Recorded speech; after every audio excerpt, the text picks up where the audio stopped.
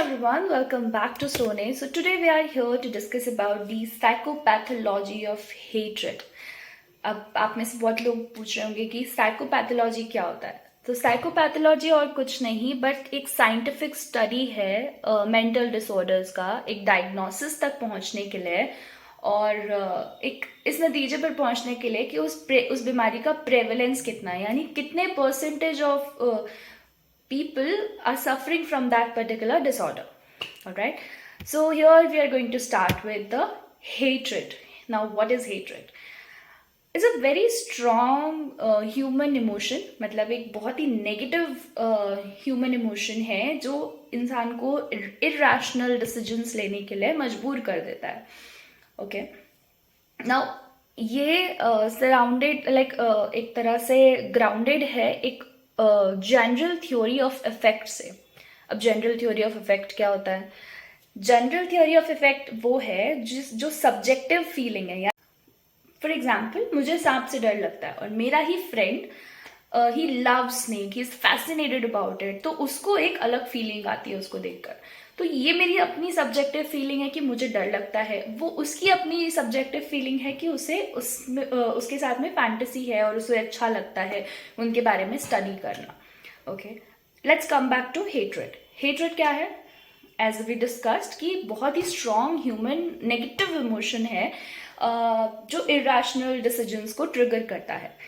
अब कोई स्टिमुलस अगर मुझे हेट्रेड दे रहा है तो वो हाउ विल इट इफेक्ट मी? या तो मैं थोड़ा सा मेरे फेशियल एक्सप्रेशन चेंज हो जाएंगे, या फिर मैं बहुत ज़्यादा थोड़ा कटने लगूंगी बातों से. If I was very engaged in to मतलब कॉन्वर्जेशन और फिर मैंने डिसाइड किया कि नहीं, this person is here and he is giving me this bad vibes and I am not going to talk to him. ठीक है, that is called nothing but the hatred kind of a feeling. Hope you all have understood and you must be able to relate with it. Okay, अब ये central position in human behavior. Now why it is central positioned in human behavior, इस चीज को समझते हैं. अभी centrally positioned है क्योंकि हम लोग एक तरह से एक साइकिल, एक लूप में फंस जाते हैं when we are so much fond of a particular emotion. आप सब ने ऑप्टिमम, अगर आपने पुरानी वीडियोस देखी है, आपने इन्वर्टेड यू थ्योरी सुनी होगी जिसमें ऑप्टिमम लेवल तक कोई भी इमोशंस अगर जाए तब तक वो ठीक है, बट उसके बाद अगर वो इमोशंस उसको इन्वर्टेड यू यानी कि ऑप्टिमम लेवल को वो क्रॉस कर जा रहा है, then it's going to impact you negatively or sometimes positively. We cannot predict until we see the behavior.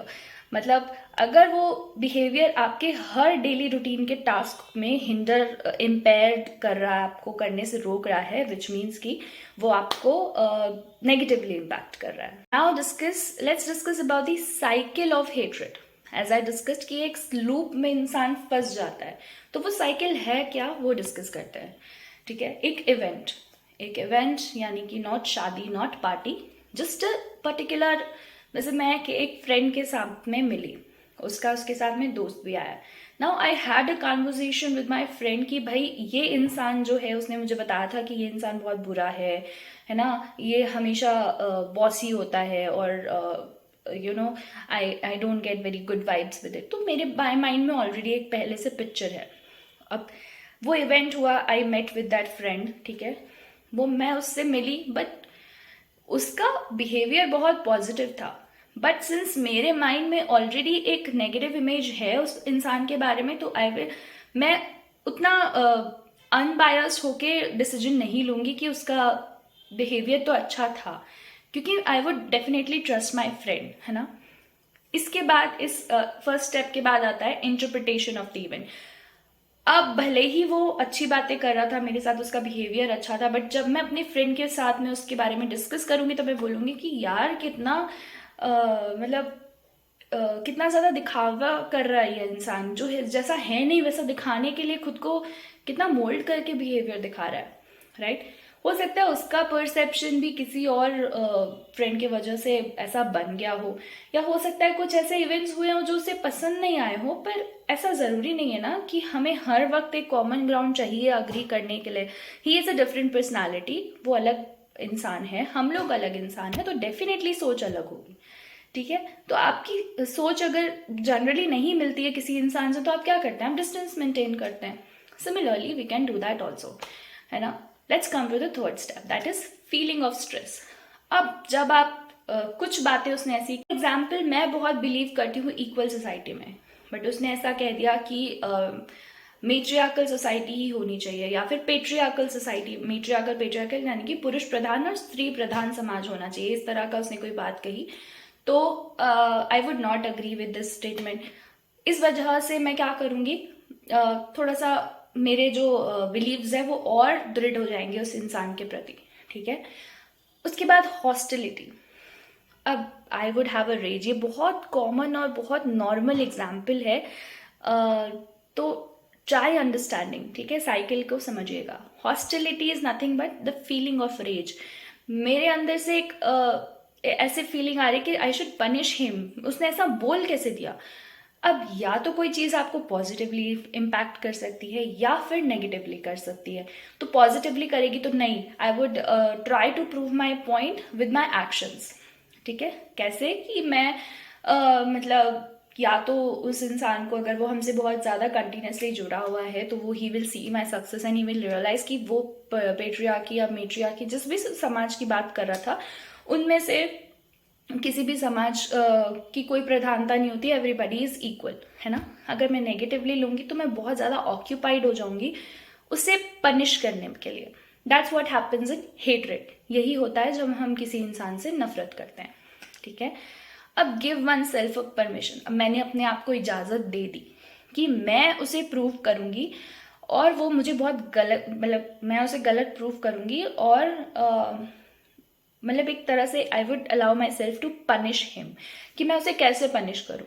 उस दौरान अगर वो, मान लीजिए उस मीटिंग के दौरान वो वॉशरूम गया है, व्हेन ही कम बैक मैंने उसके गलती से, मतलब जानबूझकर ऐसा दिखाया कि गलती से उसके ऊपर पानी गिर गया, है ना, और ये मेरा एक्शन था। That comes the sixth step, I forgot the numbers, but yeah the next step is, final step is action. मैंने वो एक्शन लिया और कुछ देर के लिए मुझे अच्छा लगा और मैं हंसी, है ना। विद दैट फीलिंग, वो जो फीलिंग है, वो जो यू नो मोमेंटरी हैप्पीनेस है, वो कितनी देर तक लास्ट करेगा, you discuss with your self, क्योंकि सबका एक ग्राफ अलग होता है ना। तो शायद मैंने 5 मिनट बाद रियलाइज़ किया कि यार मेरे साथ अगर ऐसा होता है तो मतलब मुझे बहुत बुरा लगता, मैंने ऐसा क्यों किया। पर जब आप एक एक्शन ले लेते हैं तो वो आपकी एक हैबिट बन जाता है, क्योंकि आप अगली बार जब वो एक्शन लेंगे तो आप हिचकेंगे नहीं वो एक्शन लेने के लिए। तो वो आपको ट्रिगर करता है कि आप वो ऐसा कुछ एक्शन ले, वो आपको ट्रिगर करता है आपके हेट्रेट ऑफ इमोशन के लिए। अब आपका जो इर्राशनल यानी कि हम बिना सोचे समझे, गुस्से में सब जानते हैं, हम अंधे हो जाते हैं, हम नहीं देखते कि, नफरत में अंधे हो जाते हैं, हम नहीं देखते कि सामने वाला इंसान है। उसको उतना स्पेस हम दें कि वो मतलब एक ह्यूमन, यू नो, एक इंसान होने की तवज्जो तो दें। अब हम अपने हेट्रेट में इतना ज़्यादा ऑक्यूपाइड हो जाते हैं कि हम ये भूल जाते हैं कि वो एक इंसान है, उसके थॉट्स अलग हो सकते हैं, उसके विचार अलग हो सकते हैं, उसका आइडियोलॉजीज अलग हो सकती है, तो हम उसे कॉमन ग्राउंड पे एक्सेप्ट कर सकते हैं, बट नहीं। लेट्स डिस्कस कि अभी हाल ही में ऐसे हेट्रेट के एग्जाम्पल्स हम डिस्कस करते हैं। जितने भी अभी हिंदू मुस्लिम्स को लेकर रायट्स हुए, आई एम नॉट सेइंग मैं किसी एक धर्म को सपोर्ट नहीं कर रही, आई एम सेइंग कि दोनों ही धर्मों में इतनी ज़्यादा अनबन हो गई कि हम लोग ने एक दूसरे को इंसान होने का मार्जिन देना बंद कर दिया, एंड ड्यू टू विच बहुत सारे मर्डर्स हुए राजस्थान में, महाराष्ट्र में, है ना, जिसकी वजह से 7 दिन तक इंटरनेट बंद था। तो एक गलत एक्शन ने कितने लोगों की लाइफ इम्पैक्ट करी, just think about it. Okay, now एक, अगर आप लोगों ने एक नॉवेल पढ़ी है वाइड सरगैसो सी, अगर लिटरेचर के स्टूडेंट्स हैं तो उनके तो शायद 11th-12th में भी आती है। उस स्टोरी में भी सोशल हेट्रेड के बारे में डिस्कस किया है बहुत ही वाइड तरीके से, कि एक फैमिली है जो नॉन ब्लैक है और एक ब्लैक सोसाइटी में रह रही है, और कैसे वो सोसाइटी ने उनको इतना हेट्रेड दिया कि उनकी जो मेन कैरेक्टर एंटोनियट है, उनकी मदर जो है वो मेंटली एबनॉर्मल हो गई और एबनॉर्मल डिसीजंस लेने पर मजबूर हो गई। नाउ ऐसा नहीं है कि हेट्रेड के कारण हम किसी और को नुकसान पहुंचाते हैं, सबसे ज़्यादा नुकसान हम अपने आप को पहुंचाते हैं। अब अगर आप किसी और को नुकसान पहुंचा रहे हैं तो उसका गलत इम्पैक्ट दो तरीके से हेट्रेड हो सकता है। सेल्फ हेट्रेड यानी कि खुद से नफरत करना, क्योंकि आपको लोगों ने इतना कुछ बोल दिया, जैसा कि उस बुक में हुआ, इतना कुछ हो गया कि आप अपने आप से नफरत करने लगते हैं। और दूसरों से नफरत, दैट इज मतलब वो ओरिएंटेड होता है कि आपको प्लेजर मिल रहा है दूसरों को परेशान करके, दूसरों को दुखी देखकर। एक स्टडी कंडक्ट हुआ था, उसके अकॉर्डिंग ये इस नतीजे पर पहुंचे थे रिसर्चर्स की जो सोसाइटी, ये सब सोसाइटीज़ में या फिर हम लोग किसी जो भी मतलब हमसे नीचे दर्जे के लोग हैं या फिर जो पढ़े लिखे नहीं हैं, बजाय इसके कि हम उन्हें पूरा सपोर्ट करें, हम लोग क्या करते हैं, हम लोग उन्हें नीचा देखने पर मजबूर करते हैं। तो ये सब चीज़ें उनके मन में क्या भाव पैदा करती है। अब एक कैरेक्टर है जेनस करके। Janus is a very famous Greek mythological character, जिसके दो सिर है, एक इधर है एक इधर है। एक सर जो है वो बहुत काम है, बहुत पीसफुल दिखता है ना, और जो दूसरा सर है वो बहुत एंग्री है, ठीक है। हेट्रेड, ऐसा फेस पे emotion, I put a picture हुआ है कि उसके फेस पे इमोशंस पे, तो हाइपरटेंशन और उसका हेट्रेड का एग्जाम्पल है, ठीक है। जब इंसान हाइपरटेंशन के कारण बहुत सैड हो जाता है एंड देन आफ्टरवर्ड्स वो सोसाइटी को हेट करने लगता है, but that doesn't comes on a face. ये एक साइकोसिस, एक मतलब एक साइकोटिक पेशेंट के सिम्टम्स है बेसिकली, तो जिसको बहुत ही ब्यूटीफुली ग्रीक मैथोलॉजी के कैरेक्टर के थ्रू दर्शाया गया है कि ऐसे लोग दिखाते नहीं हैं कि वो लोग परेशान हैं, वो दिखाते नहीं हैं कि उन्हें नफरत हो रही है, बट अंदर ही अंदर घुटते रहते हैं। शायद वो एक पर्सनालिटी डिसऑर्डर, जैसे कि मतलब anti social personality disorder, basically cluster B के अंडर में जितने भी पर्सनालिटी डिसऑर्डर्स आते हैं वो डेवलप कर लेते हैं। वो इसके नेक्स्ट सेक्शन में हम लोग डिस्कस करेंगे, ठीक है। अब सेल्फ हेट्रेड डिसऑर्डर्स के बारे में हम पहले डिस्कस करते हैं। सेल्फ हेट्रेड डिसऑर्डर्स में क्या क्या आता है, बुलिमिया नर्वोसा और एनोरेक्सिया नर्वोसा। अब बुलिमिया नर्वोसा लग रहा होगा आपको, bulimia nervosa is nothing but एक इंसान का अपनी बॉडी इमेज के प्रति बहुत ज़्यादा कॉन्शियस होना। बेसिकली ये बॉडी टाइप्स बहुत ही मतलब आकार में बहुत बड़े होते हैं, फैट मतलब उनका बॉडी वेट ज़्यादा होता है, और ये टेंशन और स्ट्रेस के कारण बहुत ज़्यादा ओवर ईटिंग करते हैं।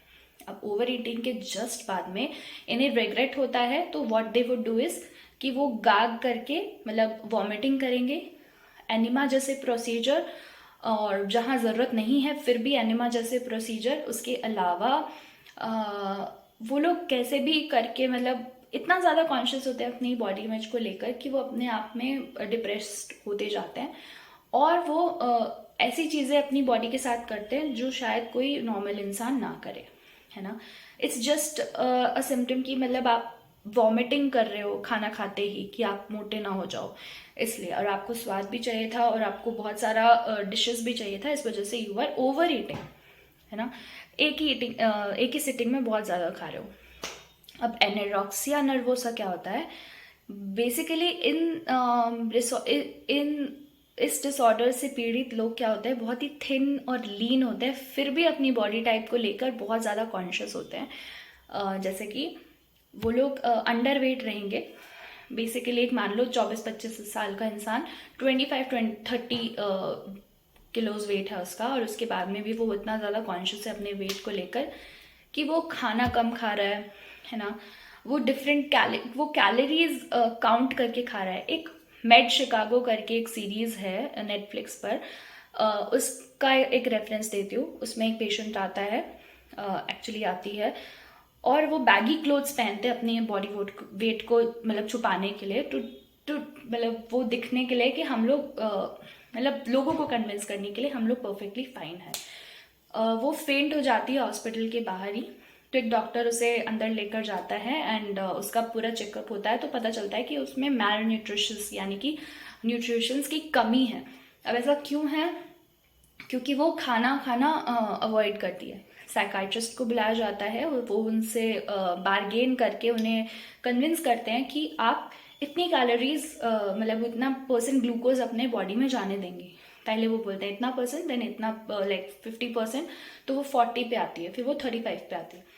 आप मानेंगे नहीं, ऐसे लोग, इस लड़की ने एक मतलब अग्रीमेंट बनवा के रखा था अपने लॉयर से कि कोई भी उसे खाने को फोर्स नहीं कर सकता। अगर ऐसा करता है तो वो क्रिमिनल मतलब क्राइम क्राइटेरिया के अंडर में आएगा।